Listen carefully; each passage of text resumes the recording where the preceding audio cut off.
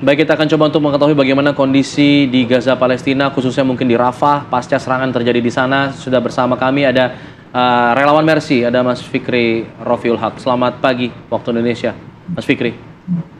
Assalamualaikum. Selamat pagi waktu Gaza.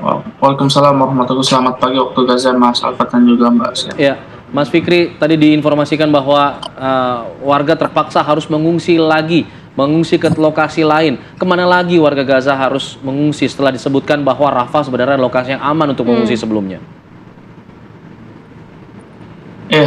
Memang sebenarnya Israel sampai detik ini masih terus melakukan penyerangan terhadap warga Gaza, terutama di kota Rafah itu sendiri, di mana sebelumnya memang kota Rafah dikatakan sebagai mereka adalah tempat yang aman untuk warga Gaza, sehingga banyak warga Gaza dari Gaza Utara, Gaza City maupun dari Gaza Tengah mereka melakukan evakuasi ke Gaza Selatan sampai memenuhi kota Rafah itu sendiri sampai ke perbatasan antara Mesir dan juga Jalur Gaza, sehingga terdapat 1,5 juta warga yang mengungsi di kota Rafah. Kemudian semenjak serangan darat yang dilakukan oleh pihak Zionis sejak Senin 6 Mei lalu, sehingga mengakibatkan 800.000 warga yang ada di kota Rafah itu segera melakukan evakuasi ke daerah Al-Mawasi di Jalur Gaza bagian selatan. Sementara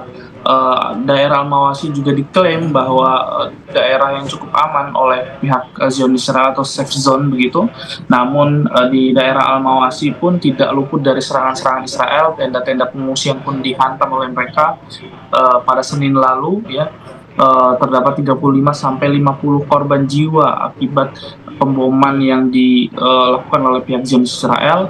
Dan juga pada hari Rabu lalu terdapat 22 korban yang meninggal dari kota Rafah itu sendiri, karena memang serangan bertubi-tubi bukan hanya dilancarkan melalui udara, namun serangan darat pun semakin meluas di Rafah Selatan ataupun di Rafah Barat. Sementara di dekat rumah sakit Emirati atau di daerah Tali Sultan menjadi target sasaran sejak kemarin, sehingga banyak korban jiwa yang berjatuhan. Update dari Kementerian Kesehatan Palestina mengatakan terdapat 6.171 korban jiwa dan korban luka-luka menyentuh angka 81.420 jiwa yang menjadi target, dan 74% mereka sebenarnya adalah anak-anak dan juga perempuan. Baik. Mas Fikri, kita juga ingin tahu mengenai kondisi perbatasan Rafah.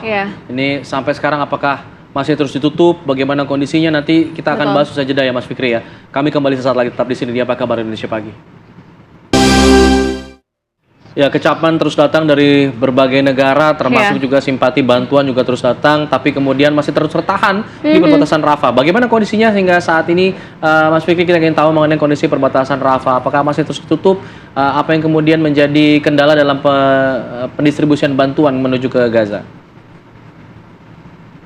Ya, baik, memang sejak serangan darat yang dilakukan oleh pihak Israel sejak Senin 6 Mei lalu, sehingga menyebabkan border satu-satunya untuk jalur bantuan dan juga masuknya relawan kemanusiaan medis juga terhenti sampai saat ini, sehingga juga Rafah juga border satu-satunya masih tertutup, dan sehingga banyak juga bantuan-bantuan yang bukan hanya saja tertahan, namun banyak informasi yang kami dapatkan dari media lokal, bahkan ribuan ton bantuan membusuk dan terpaksa harus dibuang dan tidak bisa dikonsumsi kembali, sehingga sangat-sangat disayangkan sekali harus dibuang karena memang tidak bisa masuk ke Jalur Gaza akibat blokade yang dilakukan oleh pihak Israel, sehingga krisis-krisis yang ada di Jalur Gaza terus meningkat, terutama krisis air bersih dan juga bahan pangan.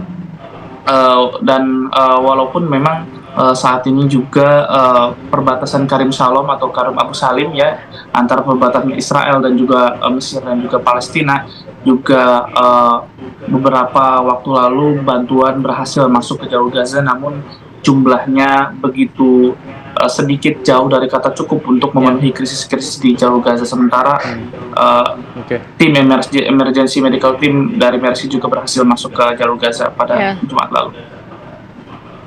Ya, Fikri, hingga saat ini artinya lokasi mana yang masih dikategorikan aman gitu untuk pengungsian sendiri? Karena semakin bengis ini serangan dari Israel hingga saat ini.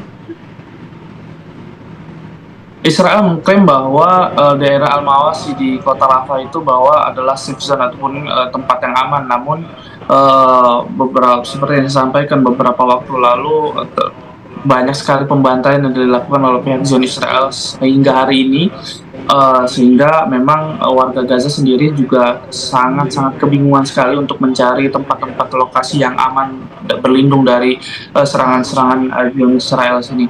Dan yang lebih disayangkan lagi adalah banyaknya korban adalah anak-anak dan juga perempuan. Bahkan di video yang beredar ada seorang anak kecil ataupun seorang bayi yang kepalanya sampai terputus akibat pemboman yang dilakukan oleh pihak Israel yang begitu massal dan juga begitu intens di tenda-tenda pengungsian, sehingga warga juga sangat-sangat bingung sekali untuk mencari tempat berlindung, bahkan bukan hanya di tenda-tenda pengungsian saja, namun di sekolah-sekolahan PBB ataupun atau tempat-tempat pengungsian yang berafiliasi dengan UNRWA juga menjadi target sasaran, sehingga tidak ada tempat aman untuk warga Gaza di jalur Gaza itu.